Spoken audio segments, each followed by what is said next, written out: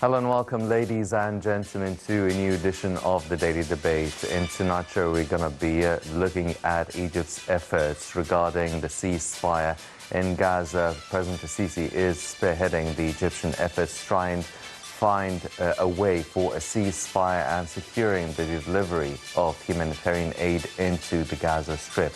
And before we start doing that, let's check out a few of the top stories making the news today.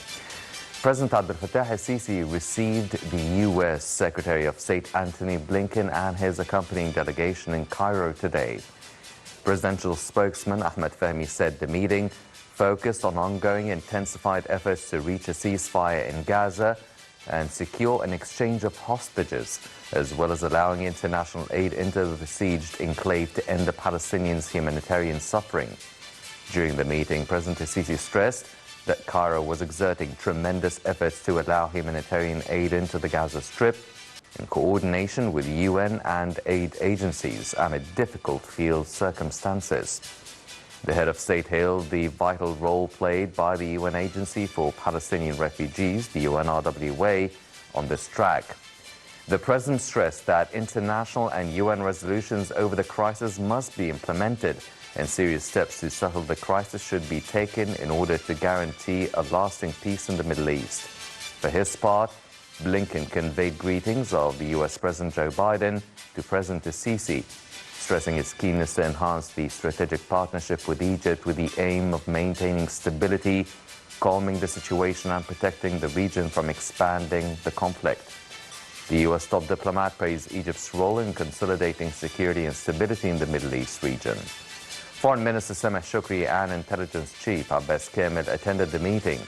The U.S. Secretary of State met President al-Sisi as part of a 48-hour, four-nation flurry of shuttle diplomacy in search of a ceasefire in Gaza's war, while Israel pressed its onslaught in the south of the enclave. Blinken departed Riyadh, arrived in Cairo from Riyadh before swiftly departing for a flight to Qatar. He is due in Israel overnight for consultations on Wednesday morning.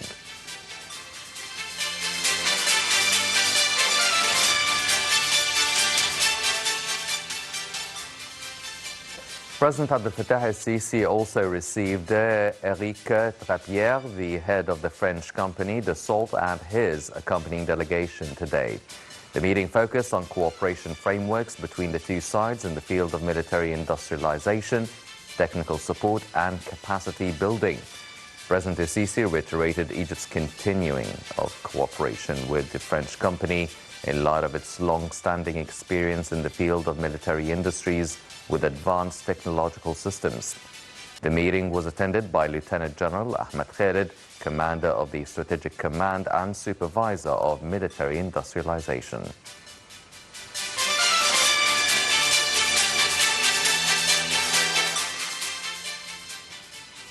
And Prime Minister Mustafa Madbouli received head of the International Federation of the Red Cross and Red Crescent Societies, Kate Forbes, on Tuesday. The meeting focused on ways of coordinating efforts to provide humanitarian assistance to the Palestinian brothers in the Gaza Strip. The Prime Minister praised the role of the International Federation of the Red Cross and Red Crescent Societies to provide humanitarian support in all needy regions worldwide. Premier Madbouli further highlighted the seriousness of the humanitarian situation in Gaza, adding that the Egyptian Red Crescent is providing all means of support in this concern. For her part, Kate Forbes pointed out that her visit to Egypt came in light of her first tour in the Middle East to coordinate joint efforts regarding the humanitarian situation in Gaza.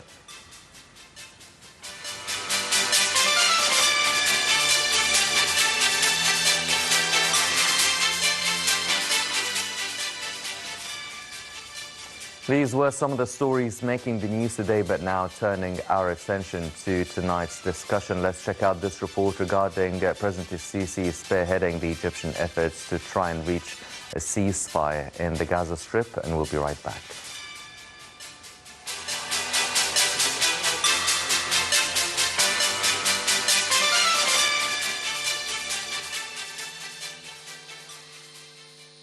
Hamas is currently studying a ceasefire proposal generated by negotiators from Egypt, the United States and Qatar which may result in the freeing of more than 100 captives in Gaza and hundreds of Palestinian prisoners. If approved, the proposal may also lead to prolonged ceasefire in the war-ravaged Strip. President Fattah al-Sisi is spearheading Egypt's intensified efforts to effect a ceasefire in Gaza, as well as ongoing initiatives regarding detainee exchange. The president reiterated that Egypt is intensifying its efforts to achieve ceasefire in Gaza Strip, release hostages, and begin reconstruction. He confirmed that Egypt always seeks to achieve stability and ensure that conflict does not expand in the region. President Sisi pointed out that repercussions of the current movement in the region do not only affect Egypt but also the entire world.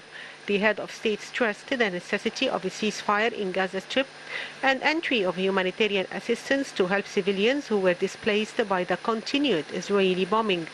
In a phone call with German Chancellor Olaf Scholz, President Sisi emphasized that these efforts aim to protect civilians in Gaza who are enduring tragic humanitarian conditions, underscoring the need for international community to exert pressure to implement relevant United Nations resolutions. The phone call also addressed efforts to prevent further expansion of the conflict, which has been looming over the region, which could have serious negative consequences for the Middle East as well as international peace and security. Sisi and Scholz stressed the two-state solution as foundation for restoring regional peace, security, and stability. The German Chancellor also commended Egypt's constructive role in the region. Meanwhile, U.S. President Joe Biden held phone conversations with President Sisi to discuss the situation in Gaza as well as joint efforts to secure immediate release of all remaining hostages held by Hamas and established a prolonged humanitarian pause in the fighting. Also, U.S. Secretary of State Antony Blinken met with President Sisi in Cairo, during which he expressed appreciation for Egypt's partnership in assisting the delivery of humanitarian assistance to Palestinians in Gaza. Secretary Blinken and President Sisi discussed ongoing efforts to secure the release of all remaining hostages. The Secretary reiterated U.S. commitment to ensuring Palestinians in Gaza are not forcibly displaced and to achieving regional peace, and ensures Israel's security and advances the establishment of a Palestinian state.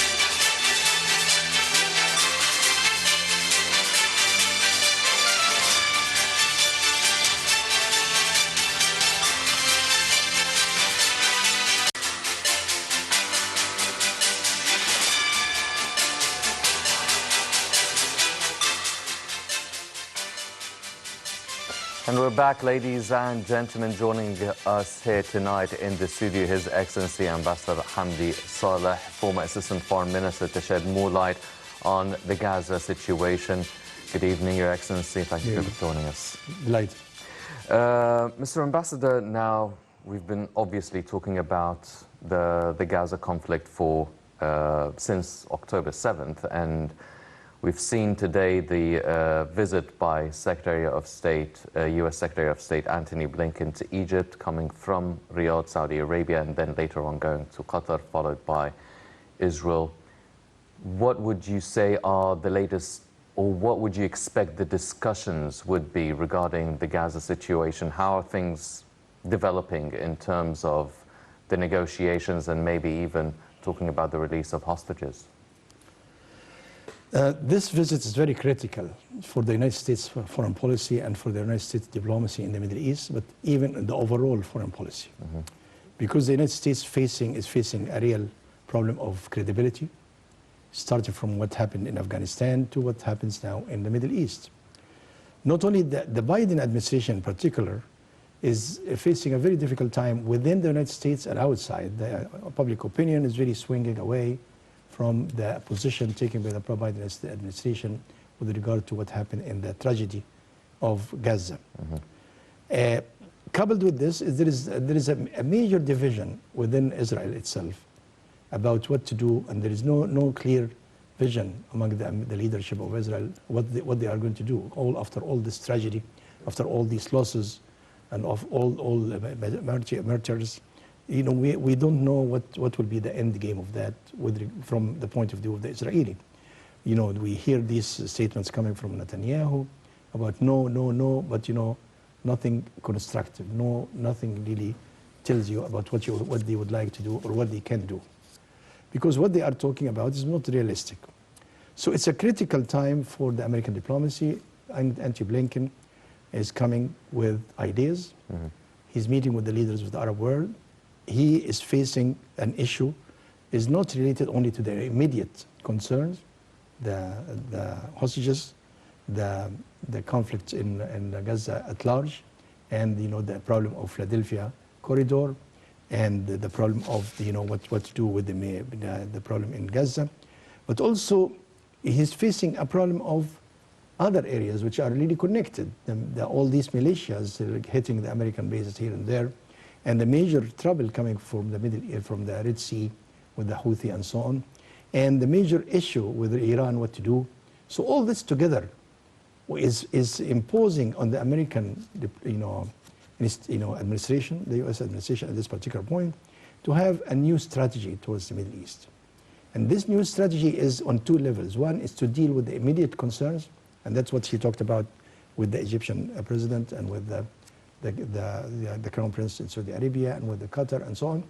But also to really has a flag that the U.S. has a vision, has something which gives you a horizon for peace. And they are keeping talking about, you know, the idea of recognizing a Palestinian state. And even he repeated that to now after visiting Cairo and we are going to Qatar.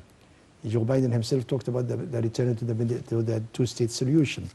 But at this particular point, the credibility is very low. And probably that's why what he wants to really develop, to build on. And not only that, he is facing also a major challenge of what you call rebuilding the alliances. America lost its really credibility with the alliances with the Gulf, with Saudi Arabia, with Egypt. There was a feeling that, you know, the U.S. is not really a reliable partner, particularly after this position, which is very strange, which was taken by the Biden administration to allow the war to go for more than 115 days or so. With all these sacrifices, everybody in the world is saying this is a tragedy. This is really cannot continue. And then the administration was continuing to insist on not stopping that, or at least not moving in that direction. So I think this is a critical time for American diplomacy, and it is about time for them to really listen to the partners who know the region well.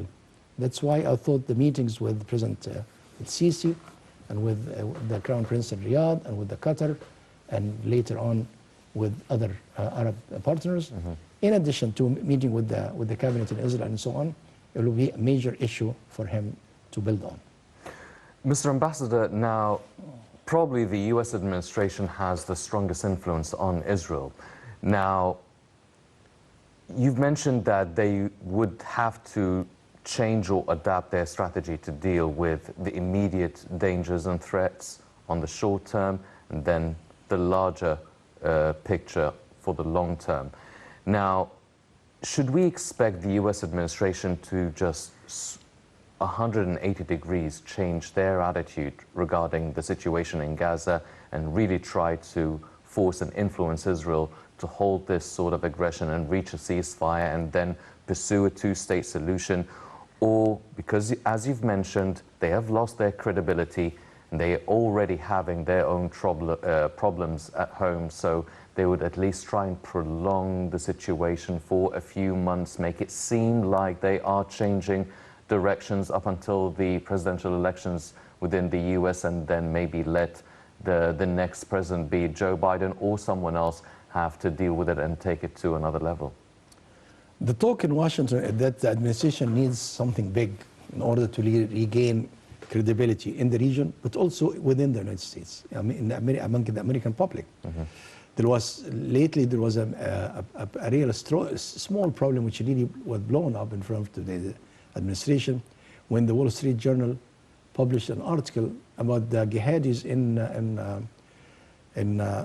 one of the cities in Dearborn in the United States, and that right away alienated most of the Muslims and Arabs and people who are more sympathetic to the Palestinian issue. And Joe Biden himself has to come and to try to talk about that, to ease a concern about that, because if he loses Michigan, which is Melbourne is there, so he will be in real trouble. This is a swinging state which can really affect very much the election. But in addition to that, the record of the U.S. and the Biden administration on foreign policy in general is not very encouraging. The Afghanistan issue is still there. And probably if now of the old fail again in dealing with a real, very critical situation and very explosive region, then they will have a real problem in the election and the process and so forth. So I believe that the administration now maybe will have to take a courageous steps. They will not swing 180%, definitely. Nobody does that in foreign policy or in domestic policy. They have to ease things a little bit and move on. But at least there is a major change in the strategy. For the first time, they are taking the idea of a two-state solution seriously.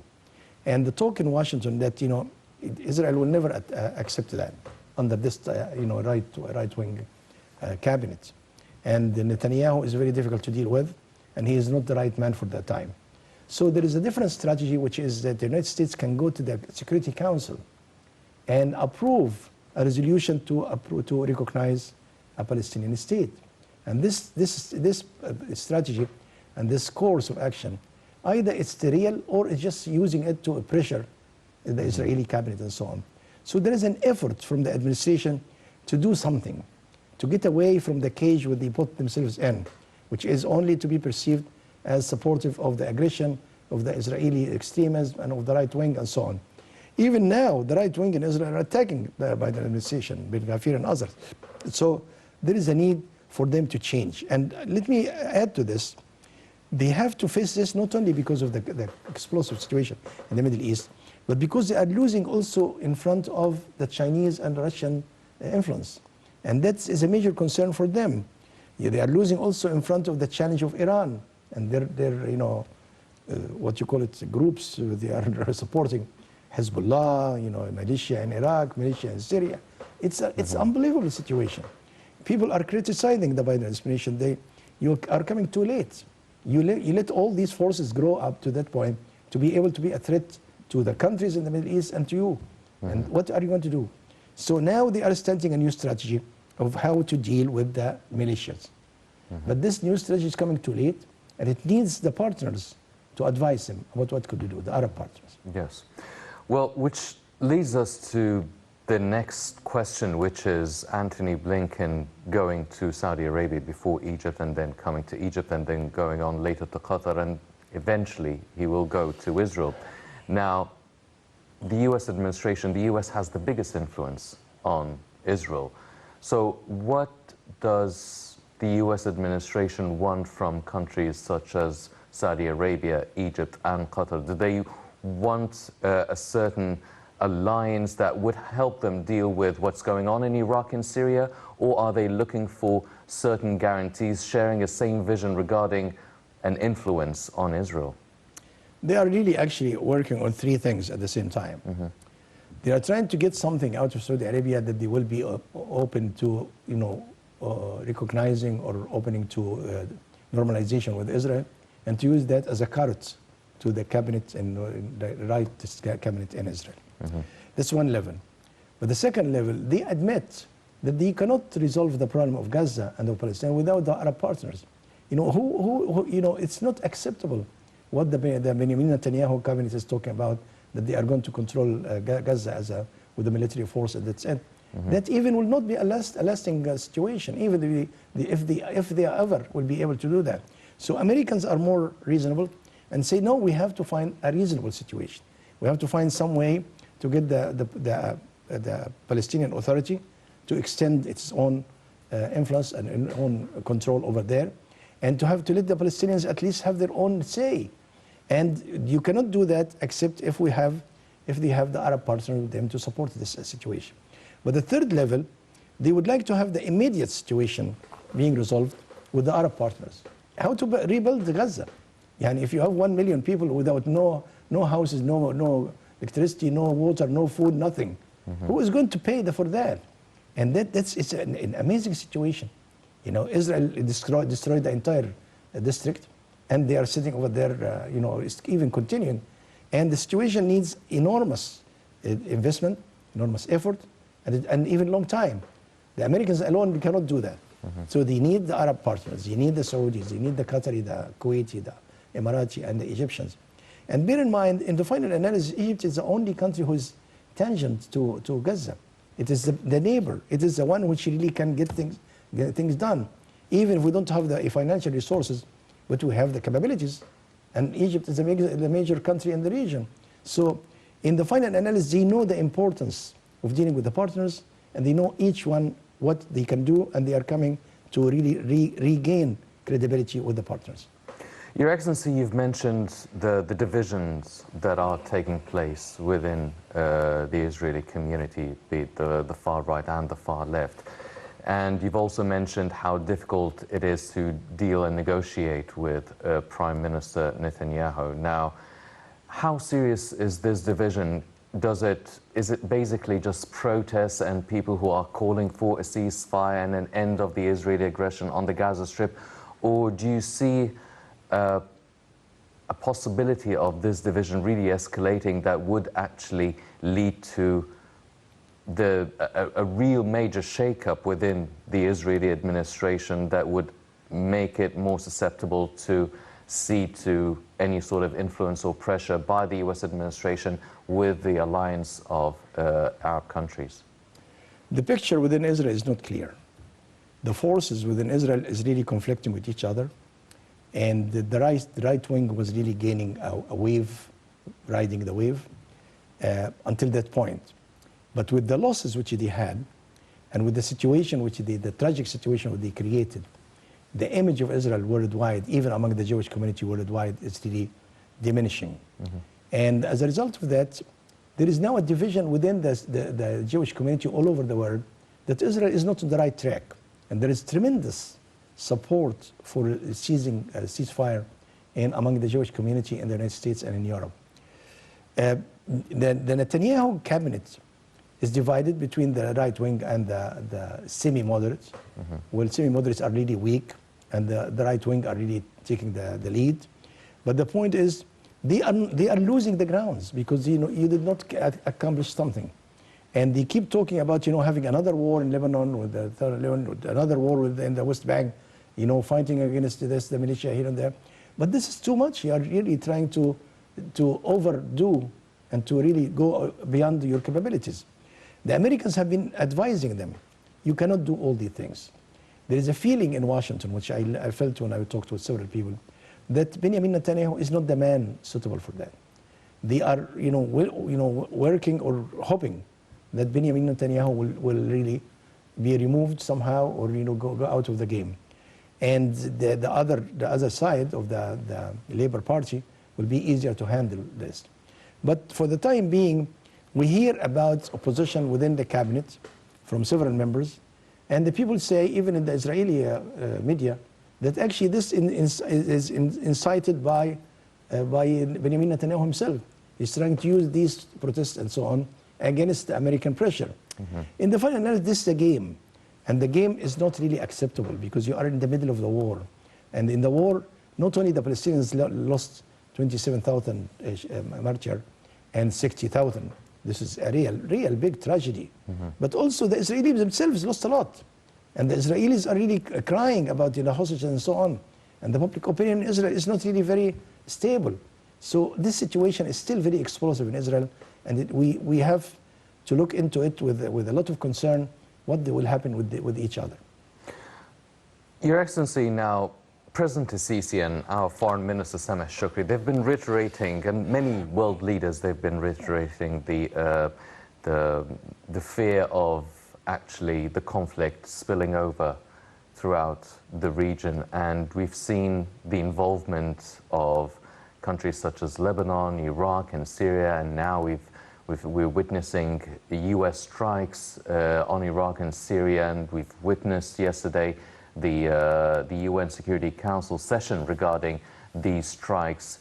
Now, did it already start happening? Are we already witnessing a spillover of this conflict? And with such an involvement and military involvement by the US in this region, do you feel that this will speed up the situation or speed up the process to reach a two-state solution, or will it just complicate the situation even more and basically no end in sight? We need to separate two things: the Palestinian issue, and that will have a process. The Americans already talk about the two-state solution. I am convinced that they will move into that because this is the only horizon in front of them. Otherwise, they will lose credibility entirely and they will not be able to control things. This is one thing. But the second thing which they realized, and it came out as a product of this war, is that the militia everywhere, opposed to the de facto government and the governments in power, and opposed to the typical modern state, and opposed to the American standing, is very dangerous to everybody. They were neglecting that. They will see putting their forces here and there and just leave that aside. Suddenly they recognize you cannot do that. So what we are talking about, that expanding the war into regional war, it is happening but in a different level. It's called low intensity war. The US is having a low intensity war against US and Britain, against other militias. This is a regional war by itself. Yeah, and you don't need to have a real army from Iran, have another army. You already have war going in, like what you said, in Iraq, in Syria, in Yemen. Where else? This is a regional war. This is the flying everywhere and hitting everybody and so on. Why are you coming to do that now? It was something should have been done long time ago to deal with these issues and to cement and empower the governments in charge so they will be able to control these things. They did not do that. So they are now developing their strategy to deal with what you call the militia. There is a new strategy separate from the Palestinian issue. And then there is another strategy which are developing to deal with the Chinese and the Russian infiltration, or that's what they talk about. And that's a major issue because as Chinese are coming, exporting weapons doing this, that the Russians are also very interested in coming in. And also they are talking about the security of the Red Sea and the sea passes and so on. This is another issue which is really a major thing for them, for Europe and for the United States. And for Egypt, of course. So all this together gives you a picture of a Middle East which is very explosive. And in order to be able to regain some stability in that region, it will take effort, time, and combined efforts from the United States and the major partners, which he is visiting. Blinken is visiting them now. Mr. Ambassador, now everybody is following the aggression and the shelling in the Gaza Strip. But a lot of people are now also focusing on the Philadelphia region, and everybody's anticipating what's going to happen there. Now, how will this change the dynamics of what's happening on the ground within the Israeli aggression regarding the Gaza Strip? Well, so far, the game between the Israelis and Hamas is going give and take, and really the bargaining and so on. They were expecting Hamas to right away agree to the framework which was really agreed upon in Paris. And they were moving into that direction with a very slow motion. But then when they felt that Hamas was slow to do that, then Benjamin Netanyahu came with his very aggressive attitude and said, well, we'll not withdraw, we'll not do this, we'll not do this. And then in order to increase the pressure on Hamas and on their supporters, either from Egypt or Saudi Arabia, they are talking about the Philadelphia thing. Whether they are real about this threat or not, that's a different issue. But if that happens, that will be a real threat not only to the Palestinian, but a real threat to the peace agreements which Israel signed with Egypt and with Jordan. Because that will be the first violation from Israel to the peace agreement which allowed them to live in peace for a long time. And if they have dealt well with the Palestinians, better than what they have dealt, they could have been in a better shape. But you know, now to destroy even the two pillars of their own stability, which is the peace agreement with Egypt and Jordan, they will be at loss. If they are talking about the fact that the Abrahamic framework, whatever, will be helpful, it will not, because you are talking about the immediate neighbors, the major country in the Middle East, a country of 120 million people of very far-reaching capabilities. And if you are violating the agreement with us, will be a grave error. So I think this issue is being discussed in a very sophisticated way to try to deal with it in a way not really to go beyond the red line. Well, as you've mentioned, if they do actually go further with their statements regarding Philadelphia, they would cross a red line. Where would the U.S. then stand? Would they still support Israel or try to influence it? Or how do you think they would deal with the Israeli administration and cabinet actually ruining the peace agreements with major countries such as Egypt and Jordan? My information, which is limited, but to the media and so on in America, that the U.S. administration, all the administration, were very committed to guaranteeing and continuing the peace agreement between Egypt and Israel, and that any violation of that will not be tolerated from the American side. They know that the Israelis are playing with that, playing like major threat and give and take and so on and bargaining. But I don't think that will happen. I don't think that will go to the point of violating the treaty or putting. But there was discussion about what could be done, because they have been talking with the Egyptian side about putting some sophisticated electronics process and so on. That might be one of the ideas to be developed. But I don't think that moving the Israeli forces to Rafah and to the Philadelphia will be tolerated by Egypt for definitely, and not by the Americans, I think. Yes. Well, ladies and gentlemen, other than the political aspect of the conflict, the humane aspect is also of the utmost importance, and Egypt is trying to secure the supply of humanitarian aid into the Gaza Strip. It's a daily struggle. Let's check out this report and we'll be right back.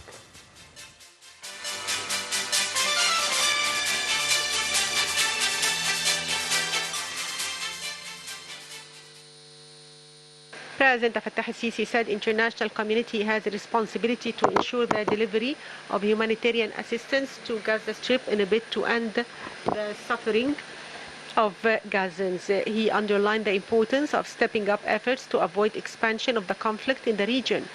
He confirmed Egypt's earnest efforts to reach ceasefire, stressing imperative need for international community to assume its responsibilities in this regard.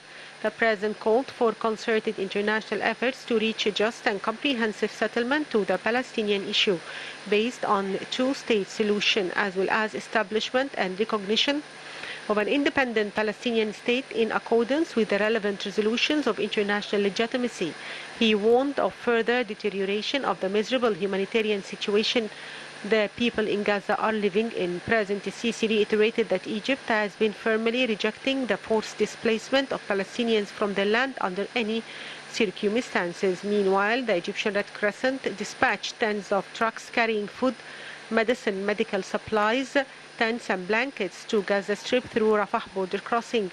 Egypt has taken upon itself to deliver tens of thousands of tons of humanitarian aid to alleviate suffering of Palestinian civilians, especially as ongoing Israeli attacks have caused the Strip to suffer from one of the world's worst humanitarian conditions. Egypt has been working to deliver aid to Palestinians while calling for the removal of Israel's deliberate obstacles, including complicated and extremely slow inspection measures. The Rafah border crossing has never been closed for a moment during the current war on Gaza.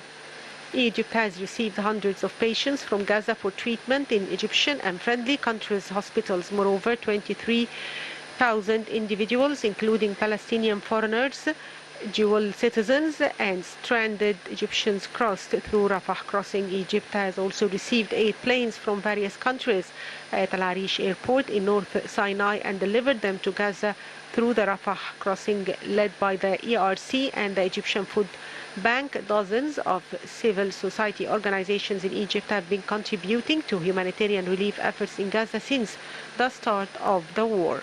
Assistant Foreign Minister for Consular Affairs Ismail Khairat said Egypt has helped evacuate more than 27,000 foreigners and their families from Gaza Strip through Rafah crossing since the start of the Israeli war on the 7th of October.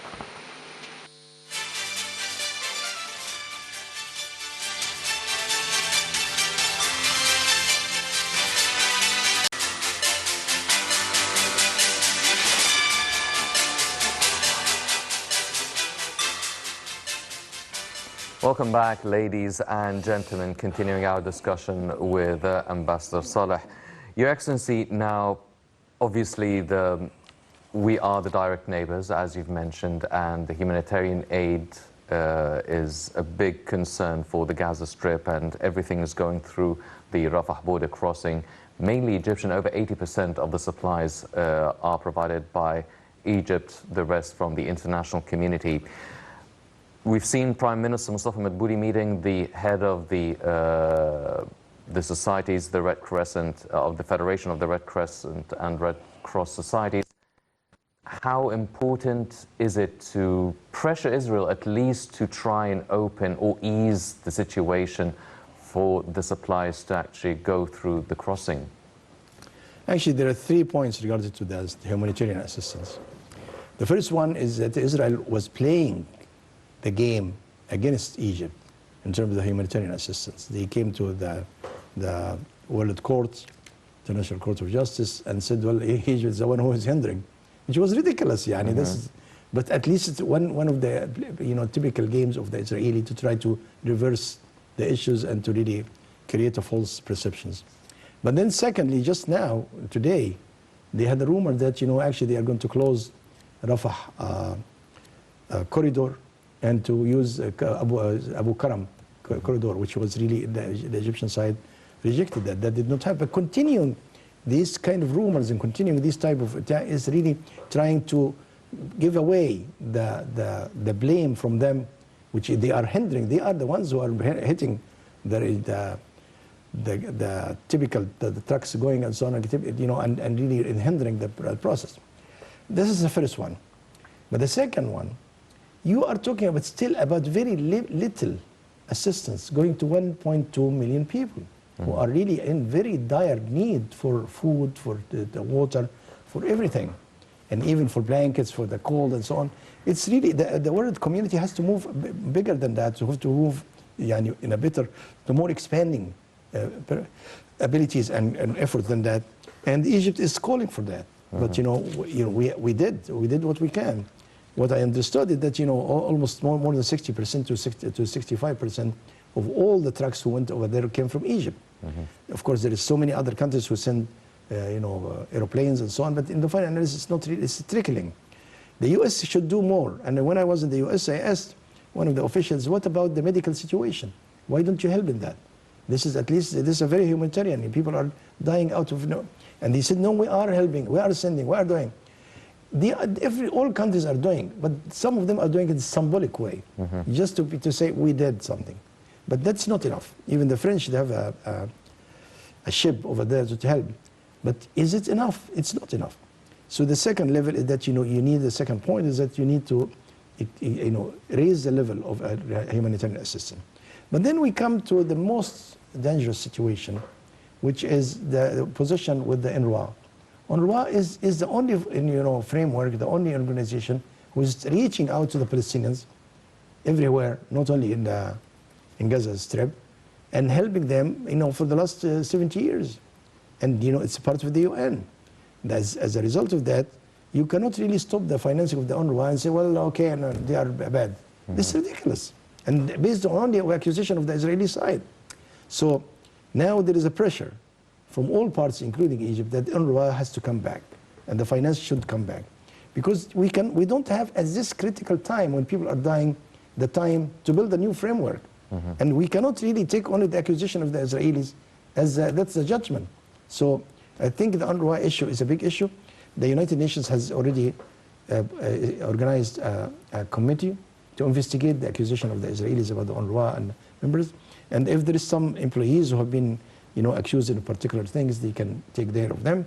But the organization itself has to be supported, has to come back, because we are in the middle of the war. It's unbelievable when you come and stop the financing for an organization, which is the only one who knows how to get things done. So I think these three levels, Egypt are working very hard on them. Your Excellency, everybody is focusing on the Gaza Strip, and it is bearing the bigger brunt of the Israeli aggression, but also the West Bank is having its share of the aggression. Hundreds are killed since October 7th. Many more are detained. Is the international community paying enough attention to what's happening as well at the West Bank? Where does that fall into the equation in terms of the negotiations? No, I agree with you. The world community is not really paying enough attention to what's happening in the West Bank. The West Bank is suffering major suffering. But the issue is bigger than only what's happening. The issue is the settlers, the settlement. And the settlers now and the settlement and so on are hindering even the conveys of humanitarian assistance to Gaza and to any other part. They are coming and stopping them and trying to block them and so on. It's a real amazing situation. And then they are talking about establishing settlements in Gaza itself. It's unbelievable that it's so flagrant, type of effort by the Israelis. And apparently they felt that, they lost their image anyway. They lost their, reception of being a respectable state. And they are going all the way.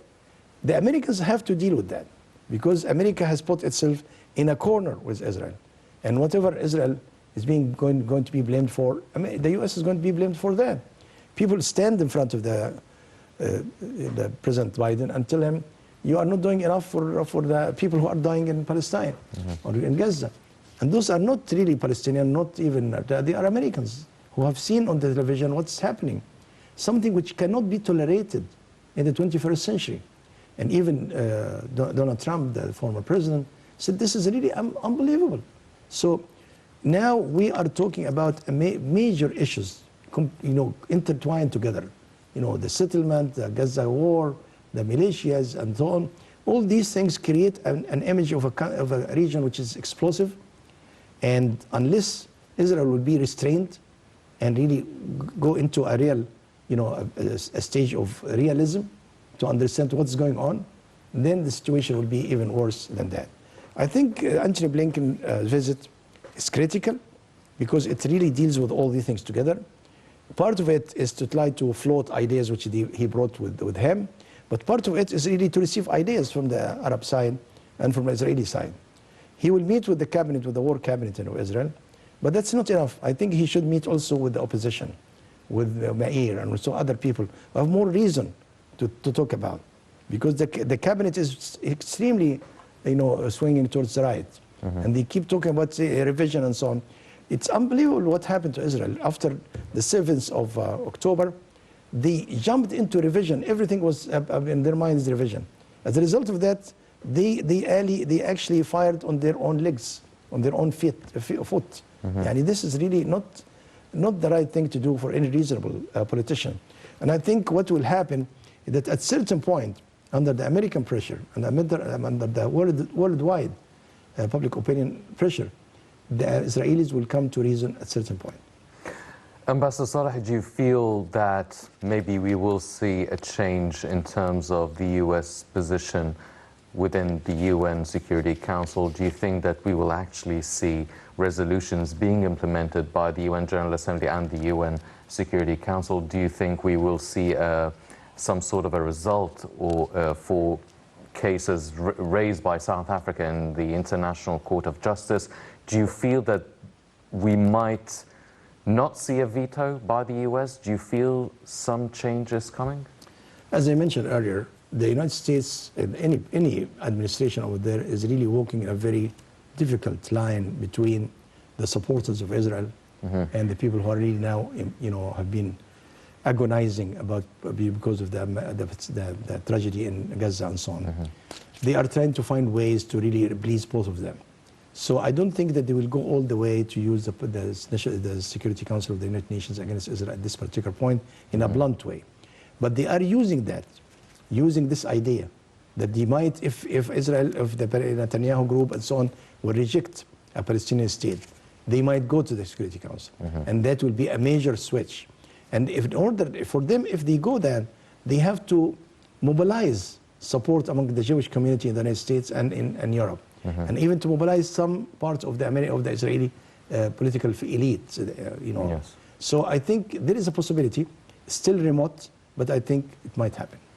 Well, hopefully so. Ladies and gentlemen, definitely a lot of developments are taking place by the hour, if not by the day, and hopefully such a visit would result in some tangible results for the sake of the safety and the ceasing of the Israeli aggression on the Palestinian people. Unfortunately, that's all the time we have for this edition of the Daily Debate. But before we go, I'd like to thank His Excellency Ambassador Hamdy Saleh, former Assistant Foreign Minister. Mr. Ambassador, thank you very much for joining us. Ladies and gentlemen, please stay tuned for more coming up on Night International. I'm Hani Saif. Thank you for joining us.